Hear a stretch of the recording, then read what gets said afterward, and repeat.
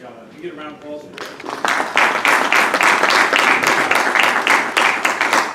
Well, good morning. Thank you for having me here. I really appreciate it. I definitely, at your age, wasn't involved in politics, so didn't pay much attention. So I'm appreciative that you are. And I think I'm gonna go into just a little bit more of my bio, and then what I've been working on for the past couple of years. And then I know that there were 3 questions submitted, but I want to open up for questions. So why don't we do that? Sound good?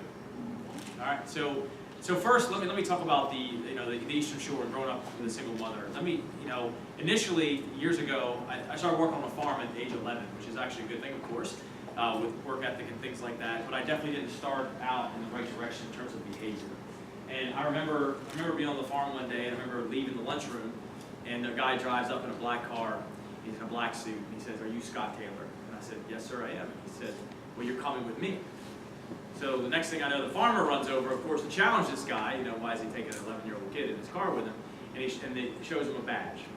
And the next thing I knew, I was at the police station being charged with malicious destruction of property and breaking and entering. So imagine how proud my mother was that her kid was now on probation at the age of 12. So she signed me up for a program called Big Brothers and Big Sisters, because she worked in the hospital. She was always gone. I was around some bad people, and obviously I had too much time on my hands. How many of you guys are familiar with Big Brothers, Big Sisters? So Big Brothers, Big Sisters, it's a mentorship program. Oh, there's my tracker up there, Democrat tracker. How you doing, man? You've already seen this spiel a couple times, right? My big brother changed the trajectory of my life. Taught me everything from having a napkin on my lap at the dinner table to stock options. But more importantly, he instilled self-worth and self-confidence in me that would enable me to leave that small town with not great grades, no money. I grew up working poor, again, single mother, 4 kids in the house, to go to the Navy with the self-confidence to be a Navy SEAL. So I spent just over 8 years in the SEAL teams. I spent years in South and Central America teaching host nation special forces and doing counter-drug things, doing counter-drug operations. Fluent in Spanish. Then I came back, taught marksmanship and reconnaissance before going to Iraq, where I was injured in a nasty fall in Ramadi. When I left the military, I did some real estate stuff, and then I spent just over 4 years or so going back and forth to Yemen. Anybody been to Yemen? Don't go to Yemen. And in Yemen, I ran a security operation back and forth. There were other SEALs that we would basically rotate in and out, running an American company security operation, negotiating with armed tribesmen in the middle of the desert on a daily basis for them not to shoot at us or hijack trucks and stuff like that. Some of them just wanted jobs, so I'm not sure if any of you guys have been to a job interview with your AK-47, but that happens there sometimes.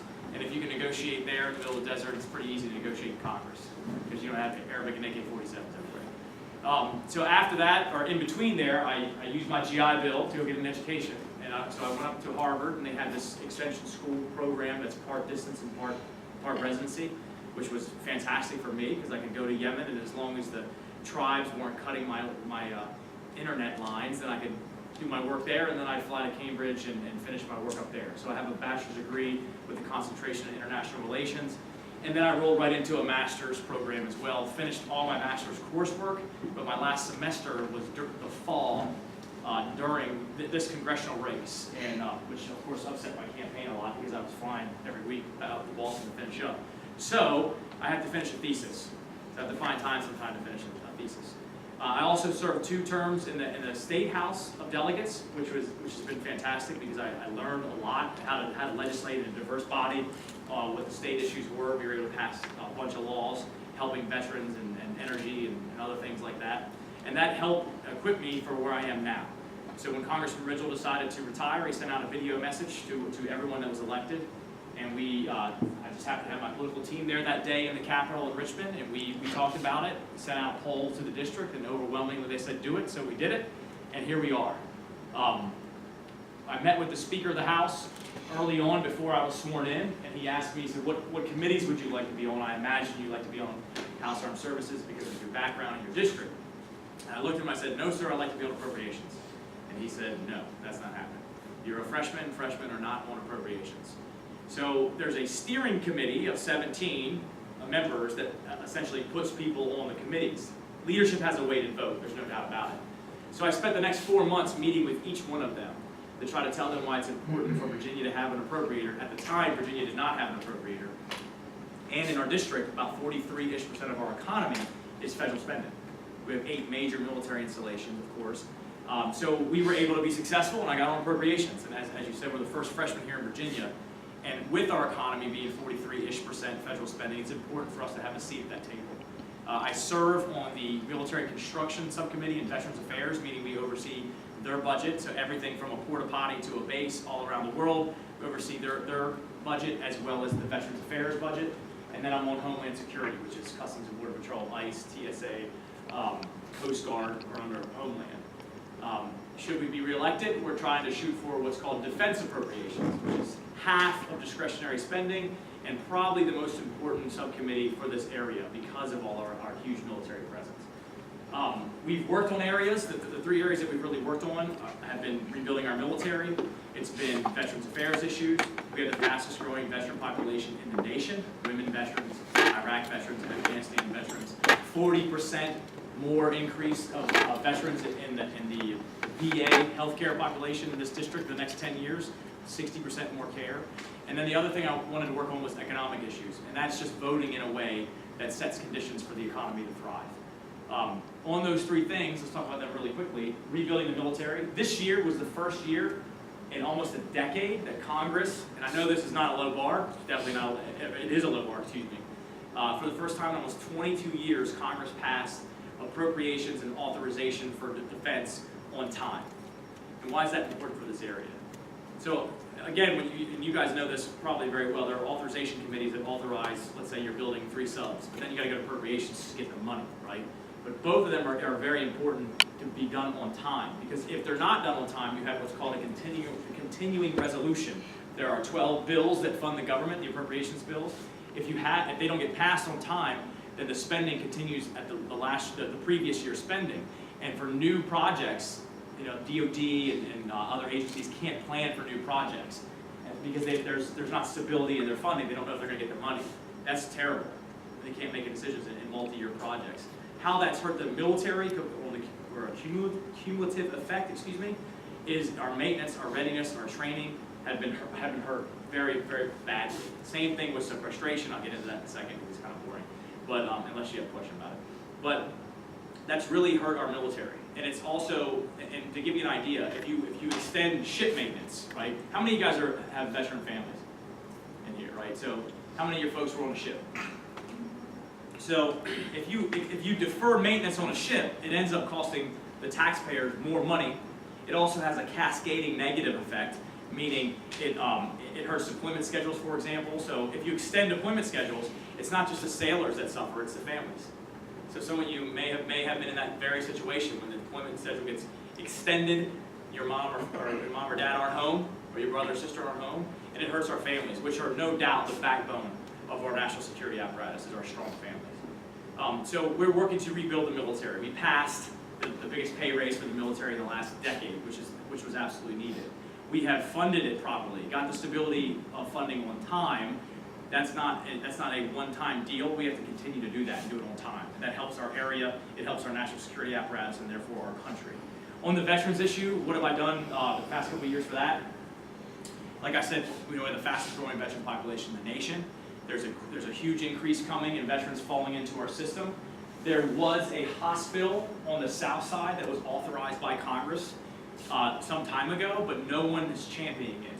And why is that important? There are already problems with wait times. As I said, there's more veterans falling in, you're going to exacerbate that problem. So we've had the decision maker in office no less than 7 times over the past year and a half, and pushing for that hospital to be built. 63% of veterans who use the Hampton facility are from the south side.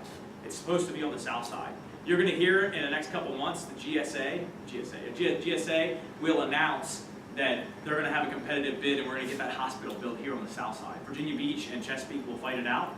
I'm partial to Virginia Beach because it's in my district, but I just want to get the thing built. That's going to happen. We also pass law. Less than 2% of bills that are introduced become law. Less than 2%. Legislation's tough. The president has already signed one of our bills into law that holds senior executives at the VA accountable. But we work on a bunch of other issues, not just those 3 things. I know that there was a question about sea level rise. We have some flooding issues here. We do, right? I mean, you guys have a great environmental science building here. What are we doing about it? What are we doing about it in Congress? Well, a couple things. Number one, and I think this is also important to say too, I'm a Republican, obviously, but every single bill that I've introduced, every one, has a Democrat co-sponsor. I don't introduce a bill that doesn't have a Democrat co-sponsor. It's tougher in some instances than others to get the Democrat on board, but every one that we have has a Democrat co-sponsor. So every bill that I've put forth is bipartisan by nature. So the first thing we did for sea level rise was, okay, we have a problem here. There's sea level rise. So whoever says there is or isn't, there is sea level rise. We have soundings in the Chesapeake Bay that are old and they show there's sea level rise. Norfolk has a problem with subsidence, it's sinking a little bit, it's a double whammy. Virginia Beach has a problem with outdated sewer drains, which contributes to reoccurring flooding. So we introduced a bill that would designate centers of excellence for recurrent flooding and sea level rise. We work with Old Dominion University and William & Mary, who are attempting to get this designation. And what does that mean? It means research and development money. It means potential economic clusters of businesses that work towards resilience and hopefully dealing with problems here, around the coast of our country, and potentially the world. The other thing is, you heard me talk about military bases and the huge part that they play in our economy, our local economy here. We have to protect them.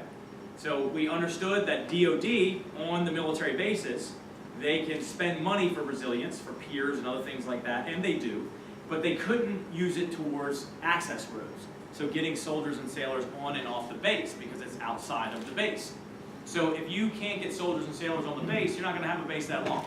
So it was important that we put language in to help DOD work with localities and Department of Transportation, DOD, Department of Defense, excuse me, to be able to spend money and prioritize dealing with access roads on and off the base, which therefore protects our military assets in this area and our economy. So we've worked on those issues. I'm also part of what's called a Climate Solutions Caucus. It's a bipartisan caucus that if you get a member, correct me if I'm wrong, John, if you get a new member, it has to be someone from the other side. So it's an even number, and we try to reduce the politics around it and actually try to get things done, like the 2 bills that I just talked about that we did.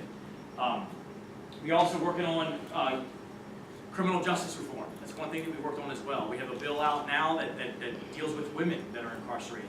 So the United States has 30% of the incarcerated female population. They only have like 5% of women's population around the world. Something's wrong there. So oftentimes with some of the sentencing parameters, especially women who are involved in drug use, end up getting more sentences than the folks that are giving their dealers and things like that, because they resort to things like prostitution and theft. And 80% of them have kids. What are we doing to our society? So we have what's called a Pathway to Parenting Act that we're working on, and that would allow for women to be able to see both physically as well as with like FaceTime and Skype or something like that, have more time to spend with their children. So when they do deal with their sentencing and get out, that they can continue to have that relationship with their children. Therefore, we don't exacerbate the problem that has the potential to harm society. One other bill I want to talk about before I open up for questions. How many of you guys are familiar with the Ashanti Billy case? So Ashanti Billy was a beautiful African-American girl who was abducted. She was 19 years old, abducted off the Little Creek base. So about a year ago today, or not today, but about a year ago, I get these text messages from people that I know. They were like, will you meet with this family? And I was flying to DC that morning. And I said, sure, can they meet with me early? And they did, we met. But when the family came in, I knew in my gut and my heart that they were going to get some bad news. This was about a week and a half or so, I think it was a week and a half into the abduction. They had found her car, they had found her cell phone, but there were no answers. The Norfolk Police Department, Virginia Beach Police Department, NCIS, and the FBI were all working on it. But it seemed like no one was really spearheading it, and the family just felt like they weren't being communicated to enough. So we canceled the flight. We got everybody on the horn. We started calling the police department, calling the FBI, and about 2 hours later, the FBI announced they took over the investigation. And then, unfortunately, they found her body in North Carolina, and she was murdered. So then we said, okay, what can we do? We talked to the family. What can we do to prevent this type of thing from happening in the future? How many of you guys are familiar with the Amber Alert? So the Amber Alert, 18 and below. There's also a Silver Alert, 65 and up. That if there's a child that's missing, then that Amber Alert is used. It basically helps with broadcast and telecommunications. It works with law enforcement agencies, and then all of our social media, so that we can shine a light on the case, hopefully expedite it, make it faster to save lives, right? And to give you an example, I think it was 2015 or 16, I might have one wrong. The Amber Alert itself was issued 179 times. 155 of them were recovered. 43 of them were directly attributed to the Amber Alert itself, which means it saved lives. But we found that there was nothing between 19 and 65. Now, we can't impede on folks' liberty. Obviously, some people, some adults, they don't want to be found, right? They don't want to be found. But we wanted to give the flexibility to law enforcement to say, okay, if there's a mental health issue, if someone was abducted against their will, if they fear for their safety, that they could then issue that. The investigating law enforcement agency, they could issue an Ashanti alert. So that's the bill that we introduced. And we have support from, I think it's, we have support from the community association across the country. Law enforcement was there with us. And 1 year to the day that family came in my office, 1 year to the day, we passed the Ashanti Alert Act through the House of Representatives. The family came up there, and we now have found there's a senator, a couple senators that are looking at it. One of them's going to run with it. We're trying to get the Senate to get it done fast so that we can get to the President's desk and sign so that we can save lives and create a legacy for Ashanti and her family. So I'm very proud of that. That's a bill that came about completely out of the parameters of what I said I was running on and stuff like that, and that happens all the time. Our office, we're constantly working issues, individual cases with folks. I think Brenda actually is here right now. She's my district director. She runs the whole district, and John Thomas is my chief of staff.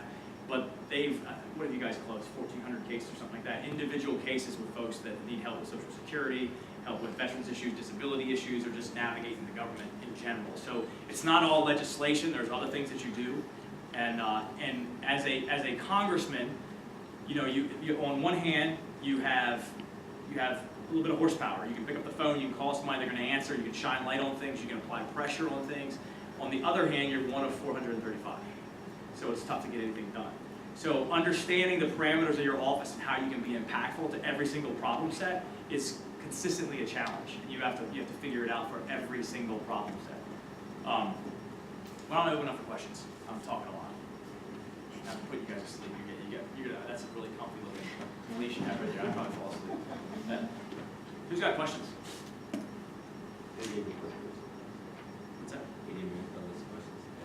Never submitted. That's all right. It's okay. I'm just going to open it up. Is that all right? We don't have to pre-screen them. Yep. So voters are increasingly complaining about what they perceive to be an increasing amount of hypocrisy in Washington.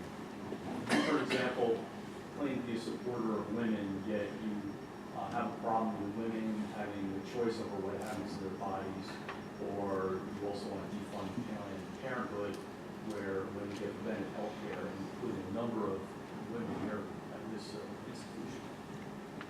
Your advertisements, your commercials say that you're. Are you speaking about me personally, or are you speaking just in general? Speaking about you. Okay.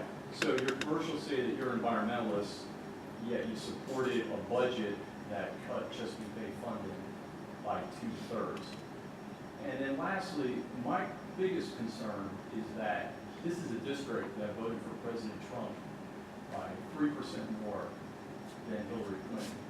Yet your votes support President Trump 98% of the time, the highest of any representative in Virginia. So my question to you is, We got like 3 of them there, right? So let me make sure I get them all right. I'm gonna hit every one of them. Absolutely. So my question is, what are 5 policies where you disagree with President Trump and believe he's wrong? So let me actually, a couple things are inaccurate, so I want to address everything that you just said. So let me make sure I get all of them as well. So the first one is a political viewpoint, right? So I'm not anti-woman, right? Because I don't support what you support. Like that is a difference in political opinion, and it's quite frankly I think it's wrong for you to frame it like that. Number one. Number 2, you talked about the voting, the 98% with President Trump. Can you name one bill that the President of the administration has submitted? One bill. So you said I vote with the President 98% of the time. right? Right. Name one bill that the administration has submitted, just one. Well, One bill out of no, thousands. these are policies. These are policies So- where so- you're in agreement with so let me- President so Trump let me- 98% of the time. That's wrong. See, that's a talking point. Okay, And so- let me explain so it. what's the percentage? Let me explain it, because that's a talking point. So what you're speaking about are bills that I voted on the floor. The House of Representatives is a majoritarian house body, right? So whoever is in charge, whoever's running the House, whether it's Nancy Pelosi or if it's Paul Ryan, the bills that are actually come to the floor are going to be skewed towards the party. It's not the president and the administration, who is a separate branch of government, completely separate. And I hear this talking point, and it is a talking point, 100% a talking point. There's not one bill that was sent down by the administration or the president that we voted on, not one. So that's false. Now, there are things that I disagree with the president on. Let's talk about that, because you asked that question as well. So Chesapeake Bay funding, you mentioned that I voted for a budget that decreased funding for the Chesapeake Bay cleanup. That's also false. Number one, the president's budget, so the president submitted a budget, the administration submits a budget. That is a suggestion. Can anybody tell me any president's budget who was passed into law in the history of this nation? Anyone?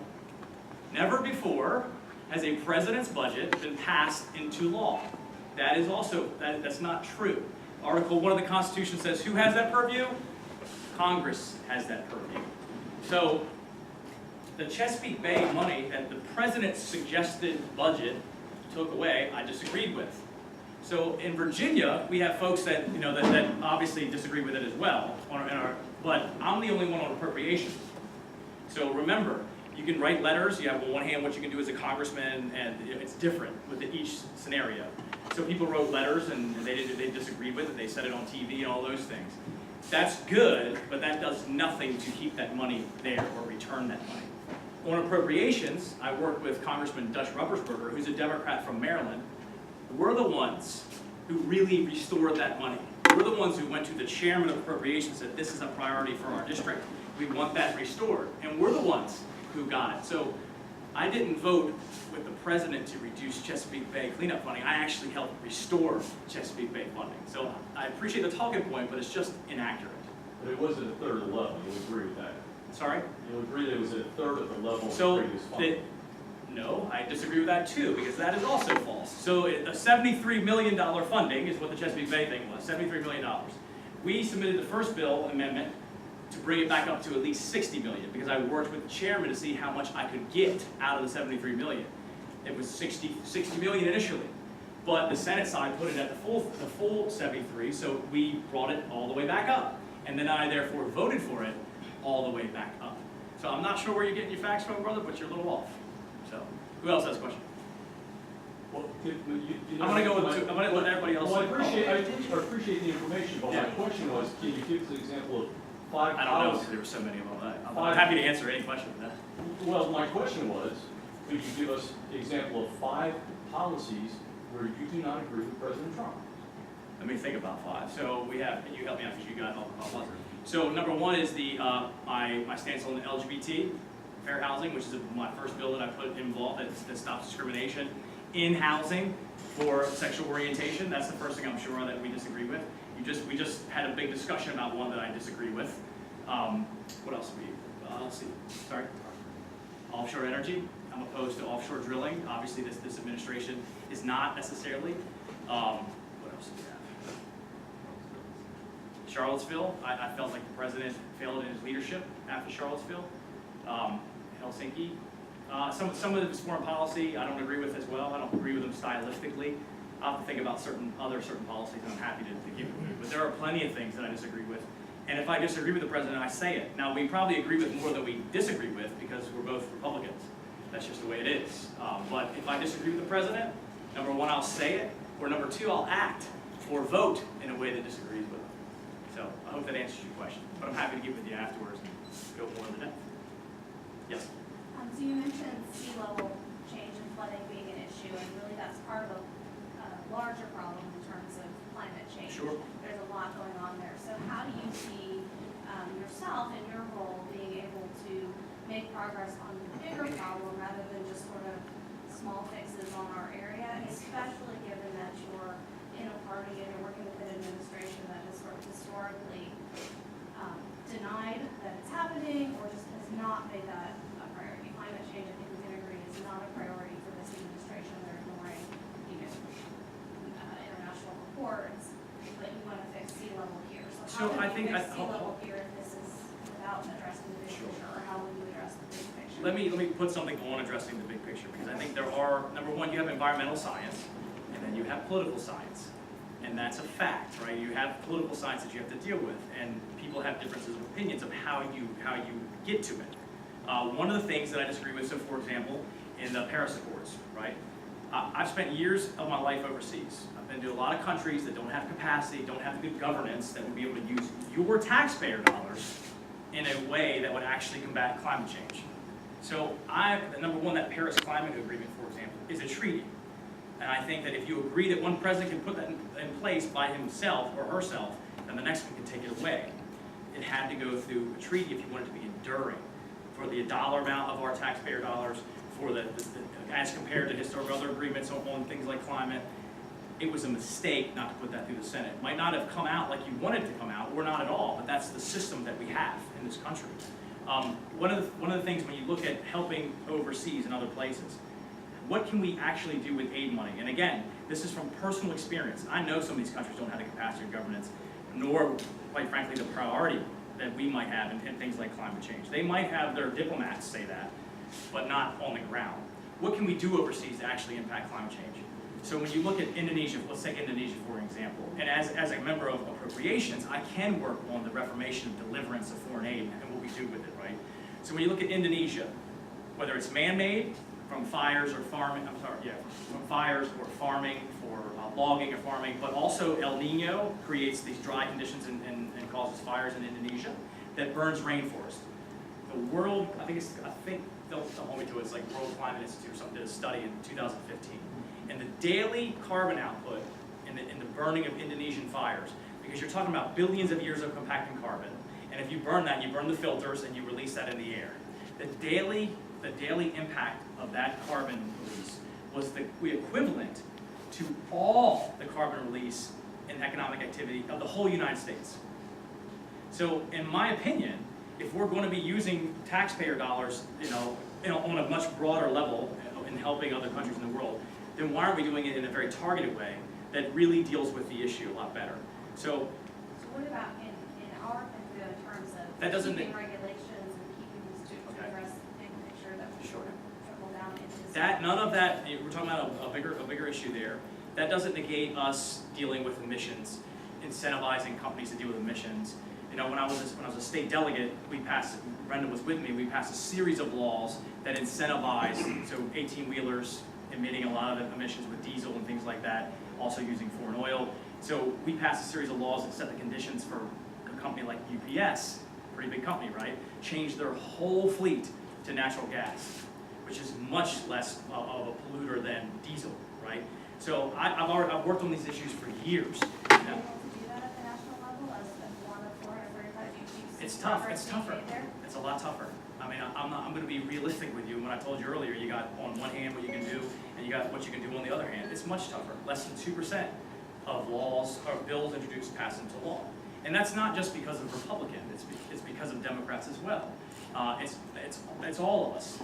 We're all to blame for some of this grid line and stuff like that. So I can put something on it. I can speak towards it, but I can't go like that and make it happen, and not against anyone else, because that's the system that we live in. So I hope that answers some of your questions. But I do think we should move in that direction. There will be a debate, and there are debates, on how much regulation, right? And people disagree. People disagree on how much regulation. It all depends on what you specifically are speaking about, because I think that you can. I like, philosophically speaking, I don't like an overbearing federal government. So I don't like to over-regulate things, because you have to have a balance between economic development and activity, as well as protecting the environment. There has always been a balance. Are we in a good place right now? I think it's not easy to say across the board you are not or you are. In some areas possibly, in some areas not. So let me ask you a question. Who else? I'm letting somebody else have a chance. I'll talk to you afterwards. Well, I do have a question that was given to me by one of my students, so. Okay, sure. So my question is regarding the testimony of Brett Kavanaugh and Christine Blasey Ford, they're logically opposite. One says that she was assaulted by the other says he didn't do it. So you can't agree with both. So the question I was asked to ask you is, which one do you agree with?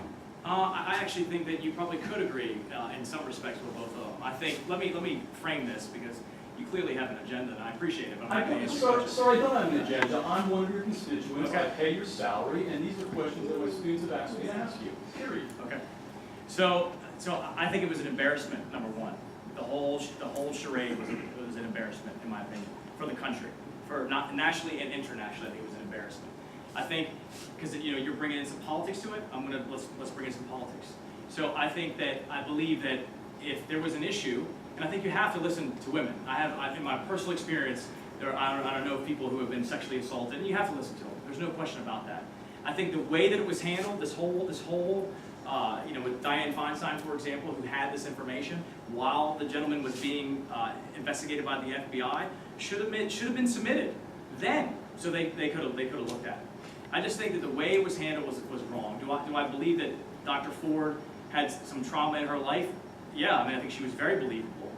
Do I believe that Kavanaugh believes it or says that he didn't do it to her? I think he was believable too. But I was looking at it just like you were looking at it. That's where I have to make my decision, just like you. So, I'm embarrassed by the whole thing, to be honest with you. I know you have a different opinion. That's cool. No, it's not that I disagree with you. My question was, which one do you believe? Because logically, you can't believe both of them. I think it's really tough quite frankly, I was watching the same thing that you were watching. I hated the way that it went down. I think it was bad for our country. And I'm talking about on both sides of the aisle, Republicans and Democrats. So I don't know. The answer is I don't know. I watched it like you watched it. I felt like they were both believable. But I don't know. Because I didn't see any facts. I didn't see any corroborating witnesses and stuff like that. But she was very believable. So I just don't know. So for all the women in here that might ever get assaulted, they better have a witness. That's not what I said. Don't put words in my mouth. I said what I said to you was, she was very believable. Period. I think he was very believable. I don't know the answer. I just don't know. Do you know? Do you know what happened? I don't, but then you said there wasn't a corroborating witness, and that's why I asked you if... Well, that's true. There wasn't a corroborating witness. That doesn't mean that she didn't have trauma that was done to her. That's what I said. I believe that she did. She was believable. But do I know who is right out of the two of them? I don't. Does anybody in here know? No. Okay. Yes. So I had this. We discussed this in debate club about a week ago. And my question is, what is your stance on like the teachers' authority in the classroom? Like they aren't really able to do anything. What is your stance on that, or what do you want to like try to Can you fix that? Can you get a little more specific? So like how we have teachers that can't really do anything in the classroom when incidents happen, or like students being disruptive, they have to say just please leave my classroom. They can't really do anything. They can't really like sit down and talk with the student. They basically say that they can't disrupt the learning environment. What is your stance, or what do you want? What is your stance on that subject? On information, man. And I'm definitely one who believes in more of that. Those authorities are at the state and the local level. I assume you're talking about universities. You're talking about high school. Like high school level, like you have the teachers that like there was one student that was being disruptive, but he had like a learning disability, so it was really hard for him to like figure stuff out, and he was having a lot of trouble, but the teacher couldn't help him in any way because it would be basically like, I have to stop class in order to help you in a special way.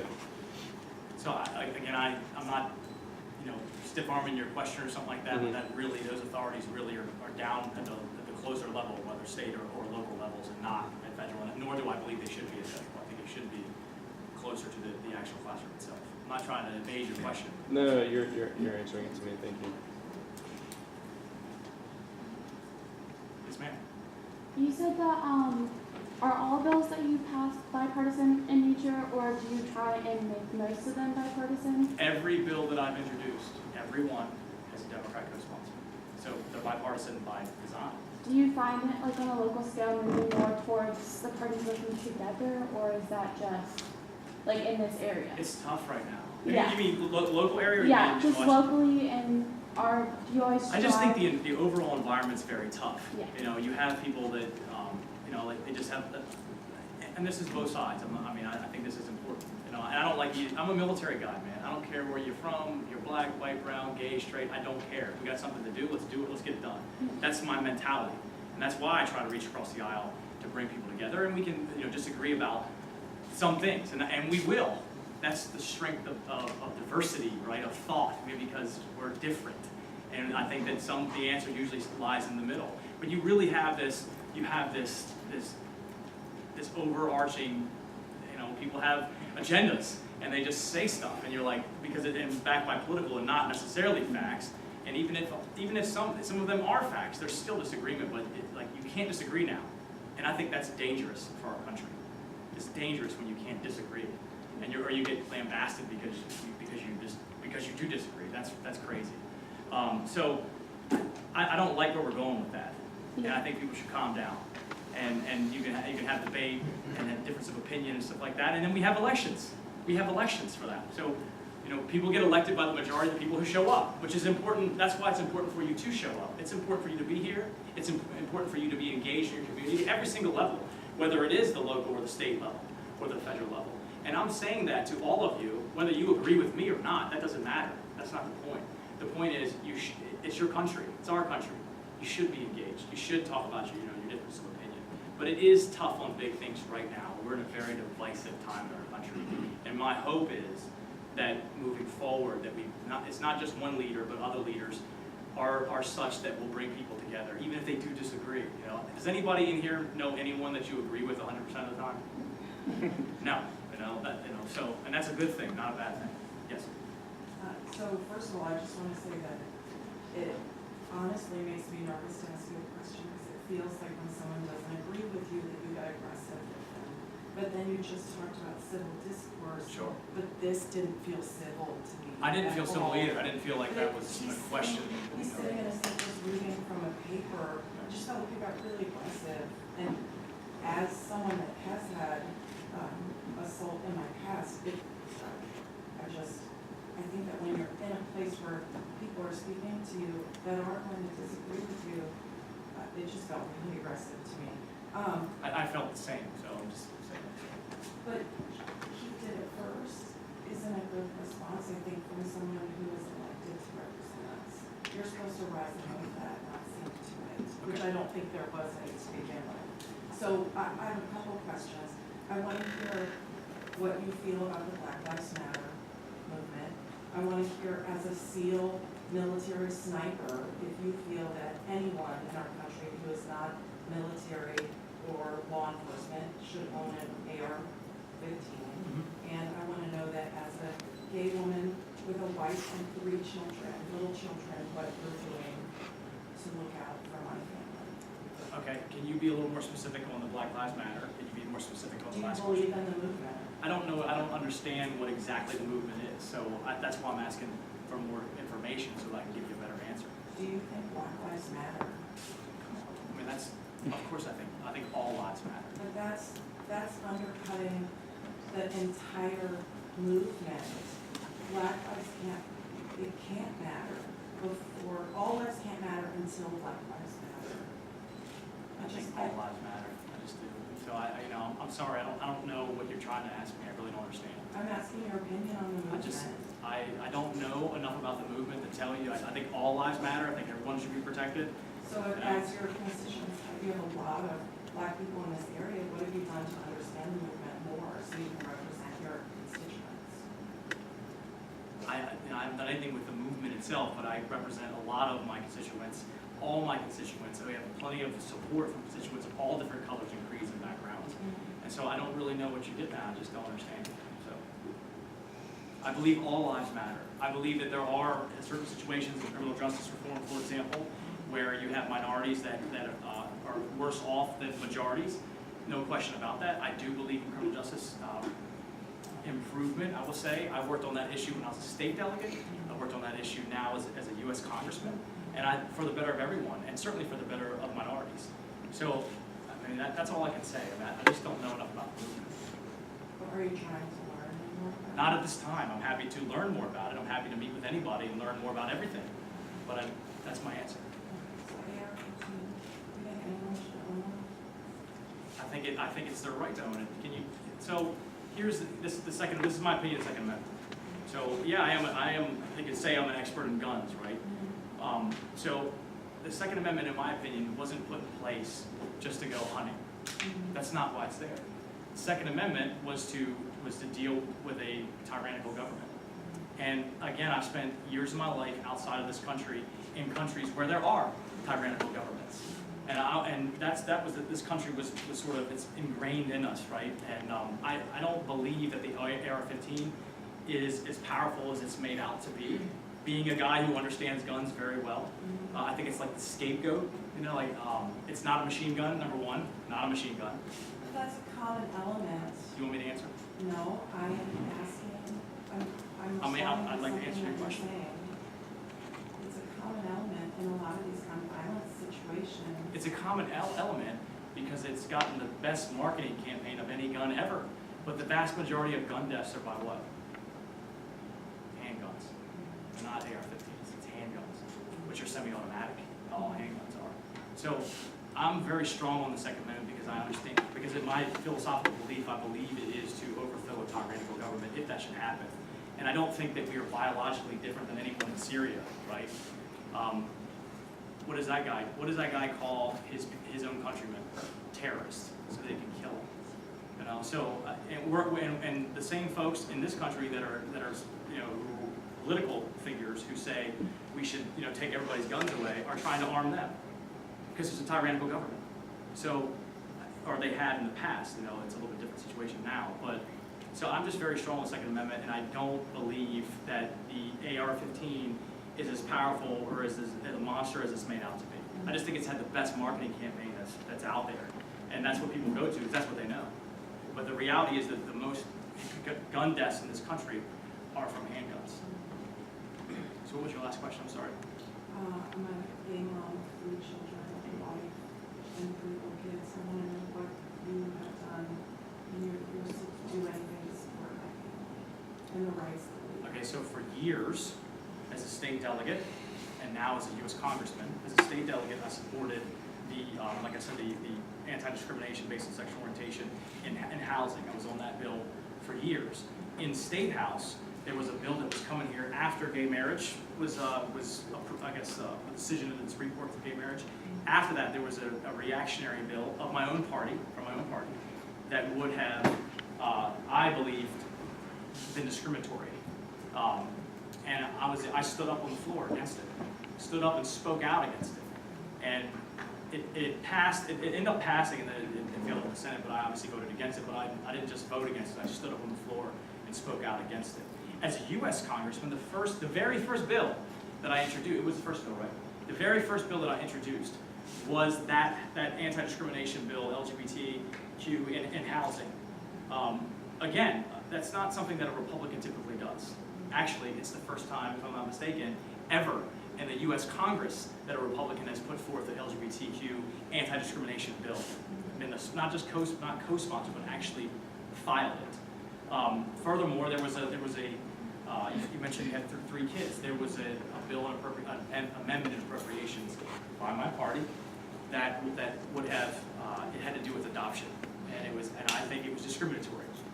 I was the only Republican who voted against it, and I spoke to the co-sponsor and let them know why. So for years I've been doing things to protect folks just like you, because I think it's the right thing to do. And just because other people don't agree with me, even in my own party, I don't care. I think it's the right thing to do. So that's what I've been doing. Yes. So you made it clear that there's obviously some issues you really care about. Sometimes it's hard to get things done, but there are times when you feel like you need to take a stand for the issue. There's a lot of data that talks about how access to preventative care, access to birth control, are not only sort of good for society, but that are good, fiscal responsibilities, save us money as a society as well. And we actually sat down in college last year along with a medical professional, shared some of this data with you.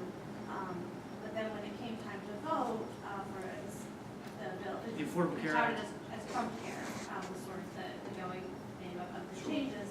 That wasn't completely in line with some of the things that we had discussed, yet you voted for it anyway. Can you kind of explain how you decide when to sort of go with the party and when it's important to take a stance? Because I believe you really did care about pre-existing conditions. You said so at town halls. I still think This is something we protect them. This is something that you're That's also attempting talking. to protect. Okay. Well, no, but there were pieces of that legislation, that didn't line up with some of the things that you were talking about protecting, right? The bill was not completely in line, I would assume, the way you would have had it based on the views you expressed, unless I'm wrong. And That's a good point. You did completely agree with So- healthcare. So how do I you don't- decide when to take a stand against it, because it matters enough, and when is voting with the party sort of to get something good enough? Good question. So there is not one piece of legislation that's perfect. There's not one piece of legislation that anyone in this room will be like, I like every word, I like every sentence in there, period. Like it doesn't even exist. It just doesn't exist. So there may be some things that I didn't like yet, right?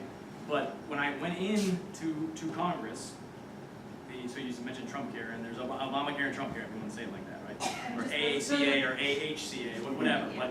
But the reality was I was very clear in my views, very clear about Obamacare, the ACA, how I felt like it harmed a lot more people than helped, how I felt like there were things that needed to be done from the old system to protect people with pre-existing conditions. I liked it, up here on your plans, you're 26 years old, but it created this monstrosity of more government federal program, which caused premiums, which caused deductibles skyrocket for folks. And I hear it all the time. I heard it last night, I was door knocking. Yeah, I mean, the instability is really driving premiums up for sure. Yep. No, that's not the only thing. That's again, I'm not disagreeing with you that doesn't contribute to it, but to say that just the instability from Republicans is a talking point, because it's not true. Instability or costs there, I mean, I've looked at that. So there's a Vox study that talks about deductibles, for example. 2008, they were averaging 300. Now they're at like 1,300. There's been one major thing that's contributed to that, and that's Obamacare, that's the ACA, period. You can mention the stability, but that's like the last year. So my point was this: I didn't agree with the mandate that you have to pay. I think that's unconstitutional. And clearly the Obama administration agreed with it too, because they argued it as a tax as opposed to the healthcare mandate, because it's unconstitutional as that. I think that's wrong to force people to do that. The AHCA, that was the transfer of things, it did protect people with pre-existing conditions. It had an incentive on there for you to keep continuous coverage, just like your car insurance. You stop coverage in your car insurance, you're going to end up paying more money. So it had an incentive to do that. The current Obamacare, you can jump off of it, pay the penalty, and then jump back on it when you're sick or you need a surgery or something like that. That is terrible for cost for everyone, right? So it's irresponsible, quite frankly. And philosophically speaking, I don't believe creating a huge new government program is somehow going to be cheaper. And I think it's very clear. I think that there were problems with the old system, that people shouldn't go bankrupt. They should be able to be seen they have pre-existing conditions. I think that healthcare itself needs a revolution of thinking of how we do it. I think if you're Republican or Democrat, the bills that are in Washington, again, not perfect. Neither one of them are perfect. You can't find it. I mean, whether you're a Democrat, I'm pretty sure you don't agree with the ACA 100%, and if you're a Republican, you probably don't agree with the AHCA 100%. That's just the nature of legislation. But the reality is in healthcare, whatever bills are submitted, the vast majority of people who are contributing to the writing of it are the providers, our hospital, our insurance companies. That's wrong. I think that's too top down. It's too much of a monopoly. Healthcare is not a free market, but it probably needs more free market in it. It needs more transparency. If you need to get a hip replacement, you should know how much you cost, or how much it costs your insurance company, or if you're any good or not, right, as a doctor. Like, you can't find that stuff now. Therefore, that doesn't educate consumers. We should educate them more. There should be more transparency. There should be more allowance of technology. You can have a medical grade EKG on your smartphone in 30 seconds right now. That technology to healthcare, quite frankly, has been one of the biggest industries that hasn't been super disrupted. It should be, for all of us. We should reduce the cost overall for most people and then deal with the population in a way to help the people that, at least amongst us, the folks that have most problems of us. I don't think the ACA, Obamacare, did that. I think it did the opposite. And that's why I don't support it, philosophically Do speaking. you think that pre-existing conditions, though,